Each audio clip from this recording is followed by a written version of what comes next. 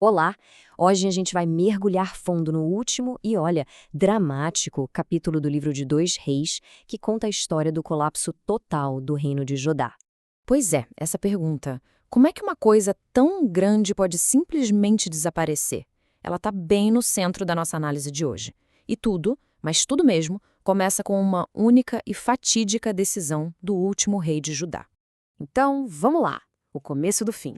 O palco para a destruição de Jerusalém foi, na verdade, montado pelo seu próprio líder, o rei Zedequias. Foi ele quem decidiu se rebelar contra a grande superpotência da época, a Babilônia. E esse ato de rebelião foi muito mais do que um simples erro de cálculo político, sabe? Naquela mentalidade, foi visto como uma rejeição direta a um conselho divino, praticamente selando o destino da nação com consequências inevitáveis. A resposta da Babilônia, claro, não demorou. Foi imediata, foi implacável e deu início a um dos cercos mais terríveis e angustiantes da história antiga. Pensa só, por quase 2 anos inteiros, a cidade ficou completamente isolada. Foi um período de desespero que foi crescendo aos poucos, um sufocamento lento e absolutamente esmagador. A arma mais poderosa dos babilônios nem foi o ariete ou a espada, foi a fome.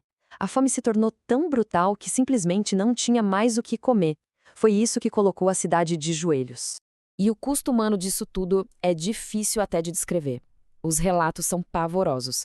As fontes descrevem uma sociedade em colapso total, se desfazendo por dentro. Os defensores, já fracos demais, mal conseguiam lutar. E quando os muros finalmente cederam, a cidade e seu rei tiveram que encarar o julgamento do conquistador. Chegou a hora de pagar o preço da derrota. O castigo para o rei foi especialmente simbólico e completo. Ele tentou fugir, foi pego. E aí, a pior parte, foi forçado a assistir seus filhos sendo executados na sua frente e depois disso seus olhos foram vazados. A última coisa que ele viu foi o fim da sua dinastia. O resto da vida dele foi na escuridão. E a destruição continuou. O Templo de Salomão, que era o coração espiritual da nação, aquela construção magnífica, foi saqueado item por item e depois simplesmente queimado até o chão. E claro, junto com a destruição física, veio a dissolução da própria nação. A elite, os artesãos, a liderança, todos foram levados como exilados para a Babilônia. Então, veja bem, isso não foi só uma conquista. Foi um desmantelamento sistemático, planejado.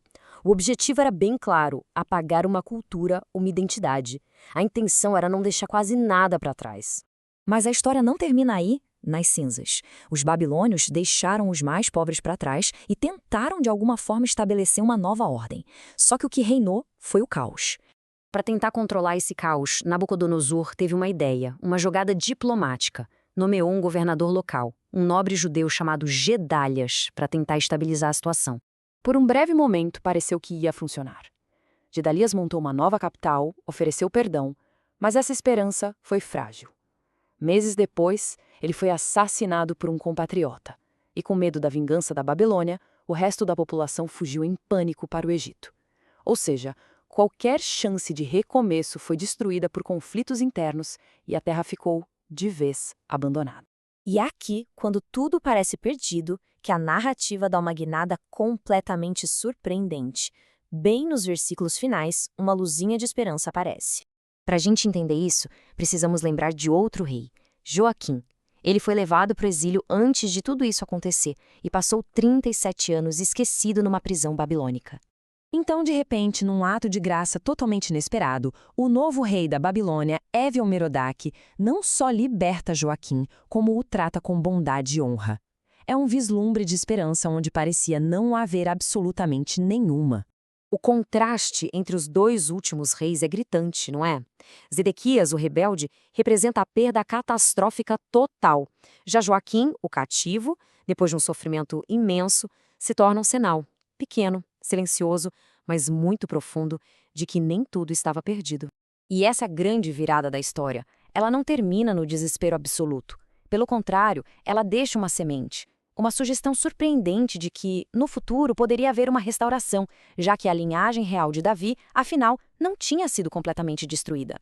E isso nos deixa com uma pergunta para refletir. Depois da ruína total, Qual é a cara da esperança? O que essa análise nos mostra é que talvez ela não se pareça com uma vitória triunfante. Talvez ela se pareça com um pequeno ato de bondade depois de uma vida inteira de escuridão.